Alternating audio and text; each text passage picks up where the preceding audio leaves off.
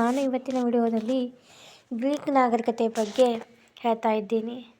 ಈ ಗ್ರೀಕ್ ನಾಗರಿಕತೆಯು ನಿಮ್ಮ PSTR, GPSTR, HSTRಗಳಲ್ಲಿ ಬರ್ತಕ್ಕಂಥ ಕ್ವಶನ್ ಆ್ಯಂಡ್ ಆನ್ಸರ್ಗಳಾಗಿರುವುದರಿಂದ ನಾನು ಇವತ್ತಿನ ವಿಡಿಯೋದಲ್ಲಿ ಗ್ರೀಕ್ ನಾಗರಿಕತೆ ಬಗ್ಗೆ ಹೇಳ್ತಾ ಇದ್ದೀನಿ.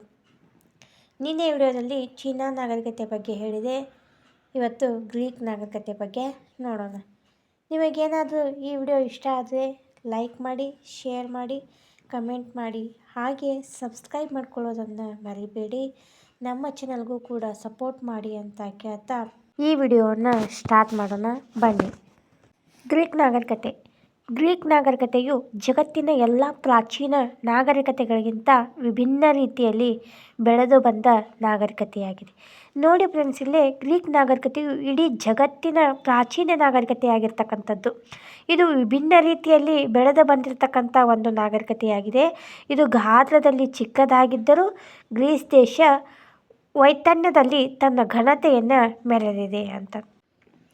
ಇದು ಗ್ರೀಸ್ ದೇಶ ಅತಿ ಚಿಕ್ಕದಾದಂಥ ಗ್ರೀಸ್ ದೇಶವಾಗಿರ್ತಕ್ಕಂಥದ್ದು.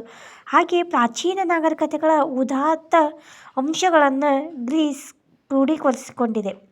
ಹಾಗೆ ಅವುಗಳನ್ನು ಉತ್ತಮೀಕರಿಸಿ ತನ್ನದೇ ಆದ ಸಂಸ್ಕಾರವನ್ನು ನೀಡಿ ವಿಶೇಷತೆಯನ್ನು ರೂಪಿಸಿ ಬೆಳೆದಿದೆ. ಹಾಗೆ ಗ್ರೀಸ್ನಲ್ಲಿ ಅಥೆನ್ಸ್, ಥೀಬ್, ಸ್ಪಾರ್ಟಾ, ಕಾರಿಂತ್ ಮುಂತಾದ ನಗರ ರಾಜ್ಯಗಳಿದ್ದು ವಾಣಿಜ್ಯ ಇವರ ಮುಖ್ಯ ವೃತ್ತಿಯಾಗಿದೆ. ನೋಡಿ ಫ್ರೆಂಡ್ಸ್, ಇಲ್ಲೇ ಗ್ರೀಕ್ ನಾಗರಿಕತೆಯ ಗ್ರೀಸ್ನ ವಾಣಿಜ್ಯ ಇವರ ಮುಖ್ಯ ವೃತ್ತಿಯಾಗಿರ್ತಕ್ಕಂಥದ್ದು. ನಗರ ರಾಜ್ಯಗಳನ್ನು ಸಂಘಟಿಸಿ ನೇರ ಪ್ರಜಾಪ್ರಭುತ್ವವನ್ನು ಅನುಷ್ಠಾನಗೊಳಿಸಿದ ಉದಾಹರಣೆ ಗ್ರೀಸ್ನದ್ದಾಗಿರ್ತದೆ. ಹಾಗೆ ಇಲ್ಲಿನ ನಗರ ರಾಜ್ಯಗಳಲ್ಲಿ ಅಥೆನ್ಸ್ ಪ್ರಜಾಪ್ರಭುತ್ವ ಡೆಮೋಕ್ರಸಿಯನ್ನು ರೂಪಿಸಿಕೊಂಡರೆ ಸ್ಪಾರ್ಟಾ ನಿರಂಕುಶಾಧಿಕಾರದ ರಾಜ್ಯತಂತ್ರವನ್ನು ರೂಪಿಸಿದ ಉದಾಹರಣೆಯಾಗಿದೆ. ನೋಡಿ ಫ್ರೆಂಡ್ಸ್, ಇಲ್ಲೇ ಅಥೆನ್ಸ್ ಪ್ರಜಾಪ್ರಭುತ್ವವನ್ನು ರೂಢಿಸಿಕೊಂಡಿದೆ. ಹಾಗೆ ಸ್ಪಾರ್ಟಾ ಏನು ಮಾಡಿದಪ್ಪ ಅಂತಂದ್ರೆ ನಿರಂಕುಶ ಅಧಿಕಾರದ ರಾಜ್ಯಯಂತ್ರವನ್ನು ರೂಪಿಸಿಕೊಂಡಿರ್ತಕ್ಕಂಥ ಗ್ರೀಸ್ ದೇಶದಕ್ಕೆ ಉದಾಹರಣೆ ಆಗಿರ್ತಕ್ಕಂಥದ್ದು. ಹಾಗೆ ಗ್ರೀಸ್ನ ನಗರ ರಾಜ್ಯಗಳು ಒಂದಾಗಿ ಪರ್ಷಿಯನ್ ಸಾಮ್ರಾಜ್ಯವನ್ನು ಕ್ರಿಸ್ತಪೂರ್ವ 490ರಲ್ಲಿ ಸೋಲಿಸಿದ್ದು ಉಲ್ಲೇಖನೀಯ ಘಟನೆಯಾಗಿದೆ. ನೋಡಿ ಫ್ರೆಂಡ್ಸ್, ಇಲ್ಲೇ ಗ್ರೀಸ್ನ ನಗರ ರಾಜ್ಯವು ಒಂದಾಗಿ ಏನು ಮಾಡ್ತಾವಪ್ಪ ಅಂತಂದ್ರೆ ಪರ್ಷಿಯನ್ ಸಾಮ್ರಾಜ್ಯವನ್ನು ಕ್ರಿಸ್ತಪೂರ್ವ 490ರಲ್ಲಿ ಸೋಲಿಸ್ತದೆ. ಈ ಘಟನೆ ಉಲ್ಲೇಖವಾಗಿರ್ತಕ್ಕಂಥದ್ದು. ಹಾಗೆ ಕ್ರೀಡಾಂಗಣದಲ್ಲಿ ಹೊಸ ಚೈತನ್ಯ ಹಾಗೂ ರಾಷ್ಟ್ರೀಯತೆಯ ಏಕತೆಯನ್ನು ಸಾಧಿಸಲು ಒಲಿಂಪಿಕ್ಸ್ ಆಟಗಳನ್ನು ಕ್ರಿಸ್ತಪೂರ್ವ 776ರಲ್ಲಿ ಗ್ರೀಕರು ಆರಂಭಿಸ್ತಾರೆ. ಫ್ರೆಂಡ್ಸ್, ಒಲಿಂಪಿಕ್ಸ್ ಆಟಗಳನ್ನು ಗ್ರೀಸ್ ದೇಶ ಮೊದಲು ಪ್ರಾರಂಭಿಸ್ತದೆ.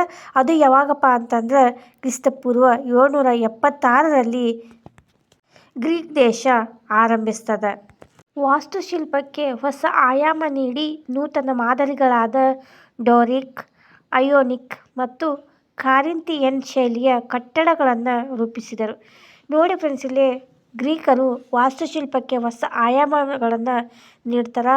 ನೂತನ ಮಾದರಿಗಳಾಗಿರ್ತಕ್ಕಂಥ ಡೋರಿಕ್, ಅಯೋನಿಕ್ ಮತ್ತು ಕಾರಿಂತಿಯನ್ ಶೈಲಿಯ ಕಟ್ಟಡಗಳನ್ನು ಸಹಿತ ಇವರು ನಿರ್ಮಾಣವನ್ನು ಮಾಡ್ತಾರೆ.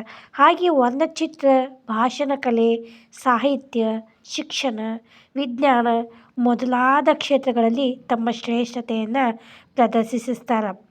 ಹಾಗೆ ಯುರೋಪಿಯನ್ನರು ಗ್ರೀಕ್ ನಾಗರಿಕತೆಯ ಪ್ರಭಾವಕ್ಕೀಡಾಗಿರುವುದನ್ನು ನಾವು ಇಂದಿಗೂ ಕಾಣಬಹುದಾಗಿರ್ತಕ್ಕಂಥದ್ದು. ಹಾಗೆ ಆಧುನಿಕ ಯುರೋಪ್ ಪ್ರಾಚೀನ ಗ್ರೀಸ್ನ ಕೂಸು ಎಂಬುದಾಗಿ ಜವಾಹರ್ಲಾಲ್ ನೆಹರು ಅವರು ಹೇಳಿದ್ದು ಅರ್ಥಪೂರ್ಣವಾಗಿದೆ. ನೋಡಿ ಫ್ರೆಂಡ್ಸ್, ಇಲ್ಲೇ ಆಧುನಿಕ ಯುರೋಪ್ ಪ್ರಾಚೀನ ಗ್ರೀಸ್ನ ಕೂಸು ಎಂಬುದಾಗಿ ಜವಾಹರ್ಲಾಲ್ ನೆಹರು ಅವರು ಹೇಳಿರ್ತಾರೆ. ಹಾಗೆ ಭೌಗೋಳಿಕ ಸನ್ನಿವೇಶವನ್ನು ನೋಡ್ತಾ ಹೋಗೋಣ. ಭೌಗೋಳಿಕ ಸನ್ನಿವೇಶ: ಗ್ರೀಸ್ ದೇಶವು ಭೂಮಧ್ಯ ಸಮುದ್ರಕ್ಕೆ ಚಾಚಿಕೊಂಡಿರುವ ಯುರೋಪಿಯನ್ನರ ಪರ್ಯಾಯ ದ್ವೀಪದಲ್ಲಿ ಒಂದು. ಇದರ ವಿಸ್ತೀರ್ಣ ಎಷ್ಟೈತಪ್ಪ ಅಂತಂದ್ರೆ 25,000 ಚದರ ಮೈಲಿಗಳಷ್ಟು ಇದೆ. ಹಾಗೆ ಬೆಟ್ಟ ಗುಡ್ಡಗಳಿಂದ ಕೂಡಿರುವುದರಿಂದ ವ್ಯವಸಾಯಕ್ಕೆ ತುಂಬ ಕಡಿಮೆಯಾಗಿದೆ. ಹಾಗೆ ಇದು 2 ಸಮುದ್ರಗಳ ನಡುವೆ ಇರತಕ್ಕಂಥದ್ದು.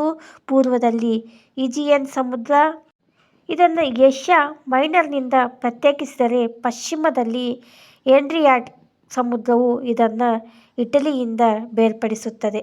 ನೋಡಿ ಫ್ರೆಂಡ್ಸ್, ಇಲ್ಲೇ ಈ ಗ್ರೀಸ್ ದೇಶವು 2 ಸಮುದ್ರಗಳ ನಡುವೆ ಇರ್ತಕ್ಕಂಥದ್ದು. ಪೂರ್ವದಲ್ಲಿ ಏಜಿಯನ್ ಸಮುದ್ರ ಇರ್ತಕ್ಕಂಥದ್ದು. ಹಾಗೆ ಏಷ್ಯಾ ಮೈನರ್ನಿಂದ ಪ್ರತ್ಯೇಕಿಸಿದರೆ ಪಶ್ಚಿಮದಲ್ಲಿ ಏಡ್ರಿಯಾಟಿಕ್ ಸಮುದ್ರವು ಇದನ್ನು ಇಟಲಿಯಿಂದ ಬೇರ್ಪಡಿಸುತ್ತದೆ. ಹಾಗೆ ಗ್ರೀಸ್ ಅಂಕುಡೊಂಕಾದ ತೀರ ಪ್ರದೇಶವನ್ನು ಹೊಂದಿದ್ದು ಅನೇಕ ಕೊಲ್ಲಿಗಳು ಹಾಗೂ ಖಾರಿಗಳಿಂದ ಕೂಡಿರ್ತಕ್ಕಂಥದ್ದು. ಇಲ್ಲಿ ಅನೇಕ ನೈಸರ್ಗಿಕ ಸೌಕರ್ಯ ಹಾಗೂ ಸನ್ನಿವೇಶಗಳು ಗ್ರೀಸ್ ಜನರು ಉತ್ತಮ ನಾವಿಕರಾಗಲು ವ್ಯಾಪಾರ ನಗರವಾಗಿದೆ. ನೋಡಿ ಫ್ರೆಂಡ್ಸ್, ಇಲ್ಲಿ ಗ್ರೀಸ್ ಅಂಕುಡೊಂಕಾದ ತೀರವನ್ನು ಹೊಂದಿರತಕ್ಕಂಥದ್ದು. ಇಲ್ಲಿ ಅನೇಕ ಕೊಲ್ಲಿಗಳಿರ್ತಕ್ಕಂಥದ್ದು, ಖಾರಿಗಳಿಂದ ಕೂಡಿರ್ತಕ್ಕಂಥದ್ದು. ಇಲ್ಲಿನ ನೈಸರ್ಗಿಕ ಸೌಕರ್ಯಗಳು, ಸನ್ನಿವೇಶಗಳು ಗ್ರೀಕ್ ಜನರ ಉತ್ತಮ ನಾವಿಕರಾಗಲು ವ್ಯಾಪಾರ ನಗರವಾಗಿರ್ತಕ್ಕಂಥ ಗ್ರೀಸ್ ದೇಶವಾಗಿದೆ. ವಾಣಿಜ್ಯಗಳಲ್ಲಿ ಆಸಕ್ತಿ ವಹಿಸಲು ಹಾಗೂ ವಸಾಹತುಶಾಹಿಯಲ್ಲಿ ಪ್ರಥಮ ರಾಷ್ಟ್ರವಾಗಲು ನೆರವಾಗಿರ್ತಕ್ಕಂಥದ್ದು ಈ ಗ್ರೀಸ್ ದೇಶವಾಗಿದೆ. ಇಲ್ಲಿ ನಿತ್ಯ ಹರಿದ್ವರ್ಣ ಕಾಡುಗಳಿಂದ ಕೂಡಿದ ಬೆಟ್ಟಗುಡ್ಡಗಳು, ಇಳಿಜಾರಾದ ಕಣಿವೆಗಳು, ಜುಳುಜುಳು ಹರಿಯುವ ಚಿಕ್ಕ ಚಿಕ್ಕ ನದಿಗಳು ಮತ್ತು ಝರಿಗಳು, ಪ್ರಕೃತಿಯ ರಮಣೀಯ ಸನ್ನಿವೇಶಗಳು ಗ್ರೀಕ್ ಸೌಂದರ್ಯಾನುಭೂತಿಯನ್ನು ಹೆಚ್ಚಿಸತಕ್ಕಂಥದ್ದು. ಹಾಗೆ ಅಪರಿಮಿತವಾಗಿ ಅಮೃತಶಿಲೆಯನ್ನು ಹೊಂದಿರತಕ್ಕಂಥದ್ದು. ನೋಡಿ ಫ್ರೆಂಡ್ಸ್, ಇಲ್ಲಿ ಗ್ರೀಸ್ ದೇಶದಲ್ಲಿ ನಿತ್ಯ ಹರಿದ್ವರ್ಣ ಕಾಡುಗಳಿವೆ, ಬೆಟ್ಟಗುಡ್ಡಗಳಿವೆ, ಇಳಿಜಾರಾದ ಕಣಿವೆಗಳು, ಜುಳುಜುಳು ಹರಿಯುವ ನದಿಗಳು, ಹಾಗೆ ಚಿಕ್ಕ ಚಿಕ್ಕ ನದಿಗಳಾಗಿರ್ತಕ್ಕಂಥದ್ದು, ಝರಿಗಳು, ಪ್ರಕೃತಿಯ ರಮಣೀಯ ಸನ್ನಿವೇಶಗಳನ್ನು ಗ್ರೀಸ್ ದೇಶವು ರಮಣೀಯವಾಗಿರ್ತಕ್ಕಂಥದ್ದು. ಹಾಗೆ ಇಲ್ಲಿ ಏನಾಗೈತಪ್ಪ ಅಂತಂದ್ರೆ ಅಪರಿಮಿತವಾದ ಅಮೃತಶಿಲೆಯನ್ನು ಹೊಂದಿರತಕ್ಕಂಥ ದೇಶ ಯಾವುದಪ್ಪ ಅಂತಂದ್ರೆ ಈ ಗ್ರೀಸ್ ದೇಶವಾಗಿದೆ. ಈಗ ಗ್ರೀಕ್ನ ಪ್ರಮುಖ ಕಾರ್ಯಗಳನ್ನು ನೋಡ್ತಾ ಹೋಗೋಣ. ಗ್ರೀಕ್ನ ಪ್ರಮುಖ ಕಾರ್ಯಗಳು: ಕ್ರೀಡಾರಂಗದಲ್ಲಿ ಹೊಸ ಚೈತನ್ಯ ಹಾಗೂ ರಾಷ್ಟ್ರೀಯತೆಯ ಏಕತೆಯನ್ನು ಸಾಧಿಸಲು ಒಲಿಂಪಿಕ್ಸ್ ಆಟಗಳನ್ನು ಕ್ರಿಸ್ತಪೂರ್ವ 776ರಲ್ಲಿ ಗ್ರೀಕರು ಆರಂಭಿಸಿದರು. ನಾನು ಆಗಲೇ ಕೂಡ ಹೇಳಿದೆ, ಒಲಿಂಪಿಕ್ಸ್ ಆಟಗಳನ್ನು ಮೊದಲು ಪ್ರಾರಂಭಿಸಿರ್ತಕ್ಕಂಥದ್ದು ಗ್ರೀಕ್ ದೇಶವಾಗಿದೆ. ಈ 776ರಲ್ಲಿ ಗ್ರೀಕರು ಈ ಒಲಿಂಪಿಕ್ಸ್ ಆಟಗಳನ್ನು ಪ್ರಾರಂಭ ಮಾಡ್ತಾರೆ. ಹಾಗೆ ವಾಸ್ತುಶಿಲ್ಪಕ್ಕೆ ಹೊಸ ಆಯಾಮ ನೀಡಿ ನೂತನ ಮಾದರಿಗಳಾದ ಡೋರಿಕ್, ಐಯೋನಿಕ್ಸ್, ಕಾರಿತಿಯನ್ ಶೈಲಿಯ ಕಟ್ಟಡಗಳನ್ನು ರೂಪಿಸಿದರು. ವರ್ಣಚಿತ್ರ, ಭಾಷಣ ಕಲೆ, ಸಾಹಿತ್ಯ, ವಿಜ್ಞಾನ ಮೊದಲಾದ ಕ್ಷೇತ್ರಗಳಲ್ಲಿ ತಮ್ಮ ಶ್ರೇಷ್ಠತೆಯನ್ನು ಪ್ರದರ್ಶಿಸಿದ್ದಾರೆ ಅಂತ ನಾನು ಆಗಲೇ ಕೂಡ ಹೇಳಿದೆ. ಹಾಗೆ ಸ್ಪಾರ್ಟ್ ಆಡಳಿತವನ್ನು ನೋಡ್ತಾ ಹೋಗೋಣ. ಸ್ಪಾರ್ಟ್ ಆಡಳಿತ ಪುರಾತನ ಗ್ರೀಸ್ನ ನಗರ ರಾಜ್ಯಗಳಲ್ಲಿ ಸ್ಪಾರ್ಟಾ ಮತ್ತು ಅಥೆನ್ಸ್ ತಮ್ಮದೇ ಆದ ವಿಭಿನ್ನ ತತ್ವಗಳ ಮತ್ತು ಆಡಳಿತ ವ್ಯವಸ್ಥೆಗಳ ಪ್ರತೀಕಗಳಾಗಿದ್ದವು. ಹಾಗೆ ಸ್ಪಾರ್ಟಾ ಡೋರಿಯನ್ನರ ಪ್ರಮುಖ ನಗರವಾಗಿದೆ. ನೋಡಿ ಫ್ರೆಂಡ್ಸ್, ಸ್ಪಾರ್ಟಾ ಡೋರಿಯನ್ನರ ಪ್ರಮುಖ ನಗರವಾಗಿರ್ತಕ್ಕಂಥದ್ದು. ಹಾಗೆ ಅಥೆನ್ಸ್ ಅಯೋನಿಯನ್ನರ ಪ್ರಮುಖ ನಗರವಾಗಿದೆ. ನಿಮಗಿಲ್ಲಿ ಕೇಳ್ಬೋದು ಫ್ರೆಂಡ್ಸ್, ಸ್ಪಾರ್ಟಾ ಯಾರ ಪ್ರಮುಖ ನಗರವಾಗಿದೆ ಅಂತಂದ್ರೆ ಡೋರಿಯನ್ನರ ಪ್ರಮುಖ ನಗರವಾಗಿದೆ. ಅಥೆನ್ಸ್ ಯಾರ ಪ್ರಮುಖ ನಗರವಾಗಿದೆ ಅಂತಂದ್ರೆ ಅಯೋನಿಯನ್ನರ ಪ್ರಮುಖ ನಗರವಾಗಿದೆ ಅಂತಂದು ಹೇಳಲಾಗುತ್ತದೆ. ಈ ಸ್ಪಾರ್ಟಾವು ಕೆಲವೇ ಮಂದಿ ಪ್ರಭಾವಶಾಲಿ ವ್ಯಕ್ತಿಗಳ ಪ್ರಭಾವಕ್ಕೊಳಗಾಗಿದ್ದು ವಿಖ್ಯಾತ ದಂಡನಾಯಕರನ್ನು ಮತ್ತು ಯೋಧರನ್ನು ನಿರ್ಮಾಣ ಮಾಡಿತು. ಅಥೆನ್ಸ್ ಪ್ರಜಾಪ್ರಭುತ್ವ ವ್ಯವಸ್ಥೆಯನ್ನು ಹೊಂದಿದ್ದು ಶ್ರೇಷ್ಠ ಕವಿಗಳಿಗೆ, ನಾಟಕಕಾರರಿಗೆ, ದಾರ್ಶನಿಕರಿಗೆ ಹಾಗೂ ರಾಜಕಾರಣಿಗಳಿಗೆ ಜನ್ಮ ನೀಡಿತ್ತು. ಈ ಗ್ರೀಕ್ ದೇಶವು ಏನು ಮಾಡಿತಪ್ಪ ಅಂತಂದ್ರೆ ಅಥೆನ್ಸ್ನ ಪ್ರಜಾಪ್ರಭುತ್ವ ವ್ಯವಸ್ಥೆಯನ್ನು ಹೊಂದಿತ್ತು. ಹಾಗೆ ಶ್ರೇಷ್ಠ ಕವಿಗಳಿಗೆ, ನಾಟಕಕಾರರಿಗೆ, ದಾರ್ಶನಿಕರಿಗೆ, ರಾಜಕಾರಣಿಗೆ ಜನ್ಮ ನೀಡಿರ್ತಕ್ಕಂಥ ಒಂದು ನಗರವಾಗಿದೆ ಈ ಗ್ರೀಸ್ ದೇಶ. ಮಾನವ ಶಕ್ತಿಯ ಸಂಕೇತವಾದ ಅಪೋಲೋ ಸ್ಪಾರ್ಟಾದವರ ಕುಲದೇವರಾದರೆ ಜ್ಞಾನದ ದೇವತೆಯಾದ ಅಥೆನ್ಸ್. ನೋಡಿ ಫ್ರೆಂಡ್ಸ್, ಅಪೋಲೋ ಸ್ಪಾರ್ಟಾದವರ ಕುಲದೇವತೆ ಆಗ್ತದೆ. ಹಾಗೂ ಜ್ಞಾನದ ದೇವತೆಯಾಗಿರ್ತಕ್ಕಂಥ ಅಥೆನ್ಸ್ ಅವರ ಕುಲದೇವತೆಯಾಗಿದ್ದಳು ಅಂತಂದು ಇಲ್ಲಿ ಹೇಳಲಾಗುತ್ತದೆ. ಹಾಗೆ ಸ್ಪಾರ್ಟಾಕ್ಕೆ ಶಿಸ್ತು ಮತ್ತು ವ್ಯವಸ್ಥೆಗಳು, ಅಥೆನ್ಸ್ಗೆ ಸ್ವಾತಂತ್ರ್ಯ ಮೂಲಭೂತ ಧೈರ್ಯವಾಗಿದ್ದವು.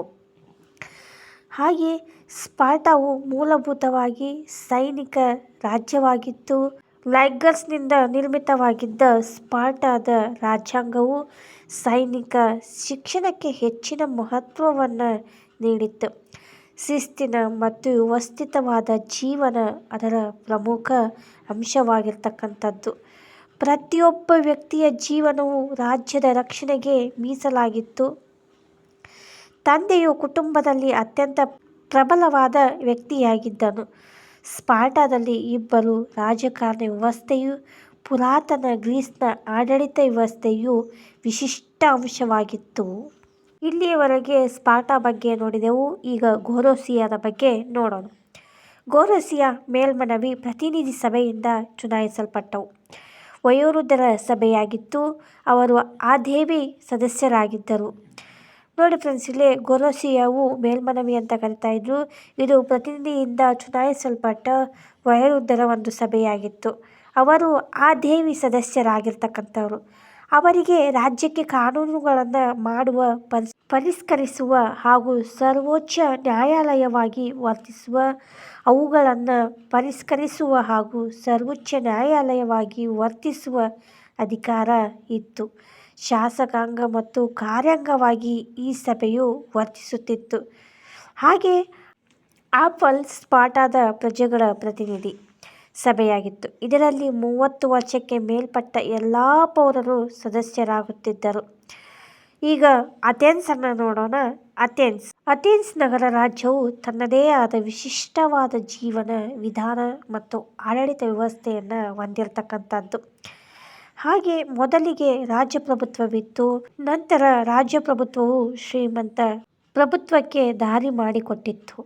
ಇದರಿಂದ ಅಸಮಾಧಾನ ಹೊಂದಿದ್ದ ಅಥೆನ್ಸ್ನ ಜನರು ದಂಗೆ ಎದ್ದು ಉದಾರವಾದಿ ನಾಯಕನಾದ ಸೋಲೊನನ್ನು ಅಧಿಕಾರಕ್ಕೆ ತಂದರು. ನೋಡಿ ಫ್ರೆಂಡ್ಸ್, ಇಲ್ಲೇ ಸೋಲೊನನ್ನು ಅಧಿಕಾರಕ್ಕೆ ತರ್ತಾರ. ಈತನು ಖ್ಯಾತ ಕಾನೂನು ತಜ್ಞ ಮತ್ತು ಸುಧಾರಕನಾಗಿರ್ತಕ್ಕಂಥವನು. 30 ವರ್ಷಗಳವರೆಗೆ ಅಧಿಕಾರದಲ್ಲಿದ್ದ ಈತನು ಆಡಳಿತ ವಲಯದಲ್ಲಿ ಬಹುಮುಖ್ಯ ಸುಧಾರಣೆಯನ್ನು ಜಾರಿಗೆ ತಂದನು. ಸೋಲೊನನ್ನು ಅಥೆನ್ಸ್ನ ಪ್ರಜಾಪ್ರಭುತ್ವದ ಪಿತೃ ಎಂದು ಕರೆಯಲಾಗಿದೆ. ನೋಡಿ ಫ್ರೆಂಡ್ಸ್, ಇಲ್ಲೇ ಸೋಲೊನನ್ನು ಅಥೆನ್ಸ್ನ ಪ್ರಜಾಪ್ರಭುತ್ವದ ಪಿತೃ ಅಂತಂದು ಕರೆಯಲಾಗ್ತದೆ. ಹಾಗೆ ಸಾಮಾನ್ಯ ಜನರಿಗೆ ಹೆಚ್ಚಿನ ಹಕ್ಕುಗಳನ್ನು ದೊರಕಿಸಿಕೊಟ್ಟು ಅಥೆನ್ಸ್ನಲ್ಲಿ ಪ್ರಜಾಪ್ರತಿನಿಧಿ ಸಂಸ್ಥೆಗಳನ್ನು ಬಲಗೊಳಿಸ್ತಾನ. ಹಾಗೆ ಸೋಲೊನನ್ನು ಕ್ರಿಸ್ತಪೂರ್ವ 572ರಲ್ಲಿ ಮರಣದ ನಂತರ ಅಥೆನ್ಸ್ನಲ್ಲಿ ಪೈಸಿಸ್ಟೇಟಸ್ ಎಂಬುದನ್ನು ಪ್ರಜಾಪ್ರಭುತ್ವವನ್ನು ಕಿತ್ತು ಹಾಕಿ ಸರ್ವಾಧಿಕಾರತ್ವವನ್ನು ಏರ್ಪಡಿಸಿದರು. ಹಾಗೆ ಈತನು ಕಲೆ ಮತ್ತು ಸಾಹಿತ್ಯಗಳಿಗೆ ಉದಾರ ಪ್ರೋತ್ಸಾಹ ನೀಡಿರ್ತಕ್ಕಂಥವನು. ಹೋಮರನ ಕಾವ್ಯಗಳನ್ನು ಬರವಣಿಗೆಯ ರೂಪಕ್ಕೆ ತಂದು ಗ್ರೀಕರಿಗೆ ಮಹದುಪಕಾರವನ್ನು ಮಾಡಿರ್ತಕ್ಕಂಥದ್ದು. ಈಗ ಸಾಹಿತ್ಯವನ್ನು ನೋಡೋಣ. ಸಾಹಿತ್ಯ. ಹೋಮರನ ಜಾಗತಿಕ ಪ್ರಸಿದ್ಧಿಯ 2 ಮಹಾಕಾವ್ಯಗಳಾದ ಈಲಿಯಡ್ ಮತ್ತು ಓಡೆಸ್ಸಿ ಅಥೆನ್ಸ್ ನಗರ ರಾಜ್ಯದ ಪೆರಿಕ್ಲಿಸನ ಕಾಲವನ್ನು ಗ್ರೀಕ್ ಚರಿತ್ರೆಯ ಶ್ರೇಷ್ಠ ಕಾಲವೆಂದು ಕರೆಯಲಾಗಿದೆ. ನೋಡಿ ಫ್ರೆಂಡ್ಸ್, ಇಲ್ಲೇ 2 ಪ್ರಸಿದ್ಧ ಕಾವ್ಯವಾಗಿರ್ತಕ್ಕಂಥ ಈಲಿಯಡ್ ಮತ್ತು ಓಡೆಸ್ಸಿ ಅಥೆನ್ಸ್ ನಗರ ರಾಜ್ಯದ ಪೆರಿಕ್ಲಿಸ್ನ ಕಾಲವನ್ನು ಗ್ರೀಕ್ ಚರಿತ್ರೆಯ ಶ್ರೇಷ್ಠ ಕಾಲವಂತ ಕರೆಯಲಾಗುತ್ತದೆ. ಹಾಗೆ ಶ್ರೇಷ್ಠ ತತ್ವಜ್ಞಾನಿಗಳಾದಂಥ ಸಾಕ್ರಟಿಸ್, ಪ್ಲೇಟೋ, ಅರಿಸ್ಟಾಟಲರು ಹೊಸ ತತ್ವಜ್ಞಾನವನ್ನು ನೀಡಿರ್ತಕ್ಕಂಥವರು. ಖಗೋಳಶಾಸ್ತ್ರ, ಗಣಿತಶಾಸ್ತ್ರ, ಭೌತಶಾಸ್ತ್ರಗಳ ಕ್ಷೇತ್ರದಲ್ಲಿ ಅನಾಕ್ಸಾಗೋರಸ್ ಹಾಗೂ ಯೂಕ್ಲಿಡ್ ಮಹತ್ವದ ಸಾಧನೆಗೈದಿರ್ತಕ್ಕಂಥವರಾಗಿದ್ದಾರೆ. ಗ್ರೀಕರು ರಚಿಸಿದ ಕವನ, ನಾಟಕ, ಗದ್ಯ ಸಾಹಿತ್ಯದ ಪ್ರಥಮ ದರ್ಜೆಯ ಸಾಹಿತ್ಯವಾಗಿದೆ. ಹಾಗೆ ಹೆರೋಡೋಟಸನು ಶ್ರೇಷ್ಠ ಇತಿಹಾಸಕಾರನಾಗಿದ್ದು ಇತಿಹಾಸದ ಪಿತಾಮಹ ಎಂದು ಸಹಿತ ಹೆರೋಡೋಟಸನನ್ನು ಕರೆಯಲಾಗುತ್ತದೆ. ಈತನು ಐರೋಷಿಯಾದಲ್ಲಿ ಇರ್ತಕ್ಕಂಥವನು. ಐರೋಷಿಯಾ ದೇಶದಲ್ಲಿ ಇದ್ದವನು. ಹಾಗೆ ಆ ಯುಗದ ದುರಂತದ ನಾಟಕದಲ್ಲಿ ಇಸ್ಕಿಲಸ್ ಮತ್ತು ಸಾಫೋಕ್ಲಿಸ್ ಮತ್ತು ಯೂರಿಪಿಡಿಯಸ್ ಪ್ರಸಿದ್ಧರಾಗಿರ್ತಕ್ಕಂಥವ್ರು. ನೋಡಿ ಫ್ರೆಂಡ್ಸ್, ಈ ಯುಗದಲ್ಲಿ ದುರಂತದ ನಾಟಕಗಳಲ್ಲಿ ಇಸ್ಕಿಲಸ್ ಹಾಗೂ ಸಾಫೋಕ್ಲಿಸ್ ಮತ್ತು ಯೂರಿಪಿಡಿಯಸ್ ಪ್ರಸಿದ್ಧರಾಗಿರ್ತಕ್ಕಂಥವ್ರು ಅಂತಂದು ಹೇಳಿದೆ. ಸಖತ್ ನಾಟಕಕಾರ ಅರಿಸ್ಟೋಫಾನಸ್ ಈ ಯುಗದಲ್ಲಿಯೇ ಜೀವಿಸಿದ್ದನು. ಪೀಡಿಯಾಸ್ ಮತ್ತು ಇಕ್ಟಿನಸ್ ರೂ ಸಹಿತ ಪ್ರಖ್ಯಾತ ಶಿಲ್ಪಿಗಳಾಗಿದ್ದರು. ಡಯೋನಿಯಸ್ ದೇವತೆಯ ಆರಾಧನೆಯ ಅಂಗವಾಗಿ ಅಪೇರಾಗಳು ರೂಪುಗೊಂಡು ನಾಟಕ ಕಲೆ ಬೆಳೆಯಿತು. ಹಾಗೆ ಗ್ರೀಕ್ ಟ್ರಾಜಿಡಿ ದುಃಖಾಂತಗಳು ಪ್ರಸಿದ್ಧವಾಗಿವೆ. ಜ್ಯೂಸ್ ಇವರ ದೈವಗಳ ಮುಖ್ಯಸ್ಥರಾಗಿ, ಈತನ ರಾಣಿ ಅಥೆನಿ ಜ್ಞಾನ ದೇವತೆ, ಒಲಿಂಪಸ್ ಸೂರ್ಯದೇವ, ಒಂದೊಂದು ನಗರಕ್ಕೂ ಒಬ್ಬ ದೇವತೆಯೇ ಇರುತ್ತಿತ್ತು. ಪೆರಿಕ್ಲಿಸ್ ಈತನು ಅಥೆನ್ಸ್ನ ಪ್ರಜಾಪ್ರಭುತ್ವದ ಆಧಾರ ಸ್ತಂಭ. ನೋಡಿ ಫ್ರೆಂಡ್ಸ್, ಇಲ್ಲಿ ಪೆರಿಕ್ಲಸ್ನು ಅಥೆನ್ಸ್ನ ಪ್ರಜಾಪ್ರಭುತ್ವದ ಆಧಾರ ಸ್ತಂಭವಾಗಿರ್ತಕ್ಕಂಥವನು. ಹಾಗೆ ಅಥೆನ್ಸ್ಗೆ ಗ್ರೀಕ್ ನಗರ ರಾಜ್ಯಗಳ ಒಕ್ಕೂಟದಲ್ಲಿ ಹೇಗೆ ನಾಯಕತ್ವವನ್ನು ದೊರಕಿಸಿಕೊಡಬಹುದೆಂಬುದನ್ನು ಅರಿತಿದ್ದನು. ಶ್ರೇಷ್ಠ ವಾಗ್ಮಿ, ರಾಜಕಾರಣಿ, ಆಡಳಿತಗಾರನಾಗಿದ್ದ ಈತನು ಜನಮನ ಕಲೆಯಲ್ಲಿ ಪಾರಂಗತನಾಗಿದ್ದನು. ಹಾಗೆ ಪುರಾತನ ಗ್ರೀಸ್ನ ಮಹಾನಗರ ರಾಜ್ಯವಾಗಿದ್ದ ಅಥೆನ್ಸ್ ಜನ್ಮ ಕೊಟ್ಟ ರಾಜಕಾರಣಿಯಾಗಿದೆ. ಹಾಗೆ ಕಲೆ ಮತ್ತು ವಾಸ್ತುಶಿಲ್ಪವನ್ನು ನೋಡ್ತಾ ಹೋಗೋಣ. ಕಲೆಯ ವಲಯದಲ್ಲಿ ಗ್ರೀಕರು ಸಾಧಿಸಿದ ಸಾಧನೆಗಳು ಅಪಾರವಾಗಿರ್ತಕ್ಕಂಥದ್ದು. ಬೇರೆಯವರಿಂದ ಎರವಲಾಗಿ ಪಡೆದ ಕಲೆಗೆ ಹೊಸ ರೂಪ, ಆಕಾರ, ಅಂದವನ್ನು ಕೊಟ್ಟು ಅಮೋಘ ಕಲಾಕೃತಿಗಳನ್ನು ನಿರ್ಮಾಣ ಮಾಡುವುದರಿಂದ ನಿರ್ಮಾಣವಾಗಿತ್ತು. ಹಾಗೆ ಗ್ರೀಕರ ವಾಸ್ತುಶಿಲ್ಪ ಹಾಗೂ ಶಿಲ್ಪಕಲೆಗಳು ದೇವಾಲಯಗಳಲ್ಲಿ ಪರಿಪೂರ್ಣತೆಯನ್ನು ಪಡೆದಿರ್ತಕ್ಕಂಥವು. ಹಾಗೆ ದೇವಾಲಯಗಳು ಗ್ರೀಕ್ ನಗರ ರಾಜ್ಯಗಳ ಧಾರ್ಮಿಕ ಮತ್ತು ಸಾರ್ವಜನಿಕ ಜೀವನದ ಕೇಂದ್ರಗಳಾಗಿದ್ದವು. ಜನಜೀವನದಲ್ಲಿ ದೇವಾಲಯಗಳು ಮತ್ತು ಪ್ರಮುಖ ಪಾತ್ರ ವಹಿಸುತ್ತಿದ್ದವು. ಹಾಗೆ ಗ್ರೀಕರ ಮೊದಲ ದೇವಾಲಯಗಳು ಮರದಿಂದ ನಿರ್ಮಾಣವಾಗುತ್ತಿದ್ದವು. ನಂತರ ಒಣಗಿಸಿದ ಇಟ್ಟಿಗೆಗಳಿಂದಲೂ ಅನಂತರ ಶಿಲೆಗಳಿಂದಲೂ ದೇವಾಲಯಗಳನ್ನು ನಿರ್ಮಾಣ ಮಾಡತೊಡಗಿದರು. ಹಾಗೆ ದೇವಾಲಯಗಳನ್ನು ಹಲವಾರು ವಾಸ್ತುಶಿಲ್ಪ ಶೈಲಿಗಳಲ್ಲಿ ನಿರ್ಮಾಣ ಮಾಡಿದರು. ಅವುಗಳಲ್ಲಿ ಡೋರಿಕ್, ಅಯೋನಿಕ್ ಹಾಗೂ ಕಾರಿಂತ್ ಶೈಲಿಗಳು ಪ್ರಮುಖವಾಗಿದೆ.